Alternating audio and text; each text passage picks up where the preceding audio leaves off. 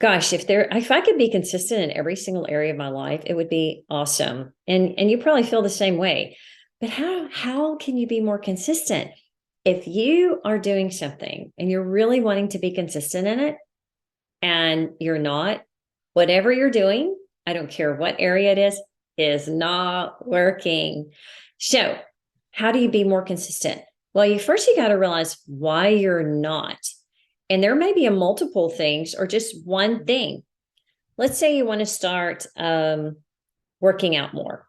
Well, it might be that you're not working out the right place or the right time of day, or you haven't found the workout that's really a little bit more fun for you or enjoyable. Maybe you need to work out alone. Maybe you need to work out at home or with the group or go somewhere where it's like a time thing. Maybe you need to get a personal trainer. So all of these variables, you can't just say, oh, I'm going to work out. You have to find what works for you. Let's say you're studying and you want to make better grades.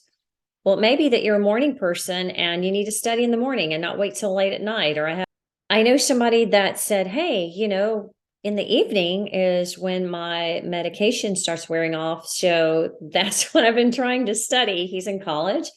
And of course, that's the worst time to study is because his focus medicine is worn off. So we're going to try to switch him to start studying first thing in the morning when he gets up, and we're going to see how that goes. If you don't have a good why, it's going to be really hard for you to be consistent in anything you do. If you don't know why it is that you really, really want to be consistent in some area of your life, it's not sustainable. You're not going to keep it. It can't be just because someone told you to do it, or you think it's like you should do it, or you think it's going to change your life, but you're not really sure. You got to know the why. You got to know why you want to make that change. And the only way to make a change stick is to be consistent. The best way to be consistent really is to have an accountability partner, to just tell somebody, hey, I'm going to start working on this area of my life. I need you to hold me accountable. I need you to call me or text me or do this with me or whatever it takes. And it's got to be somebody who's going to be like really honest with you and call you out when you don't do it.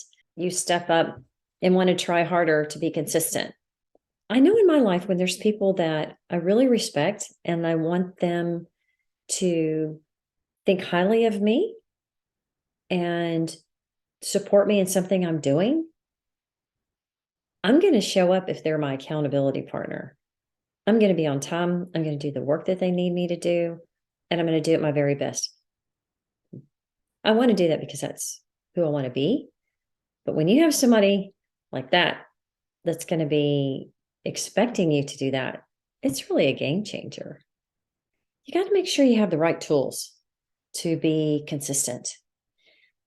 Let's say you want to eat a healthy breakfast. Well, obviously you have to have the right foods. You have to know what are the right foods. You have to make sure that you're always going to the grocery store and having things in your pantry or your fridge to eat healthy. You got to make sure that you give yourself plenty of time in the morning to eat breakfast, to really take your time and eat it slowly, not under stress.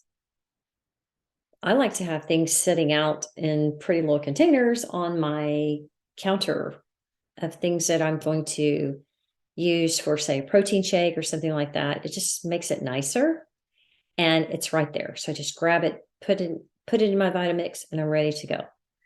So have things available, have the right tools. If you're missing one tool, like if you're working on a project or you don't have all the tools, you're not going to get it done efficiently. You may not get it done at all, or it certainly might not be done right. So make sure you have the right tools when you're working on being more consistent in an area of your life.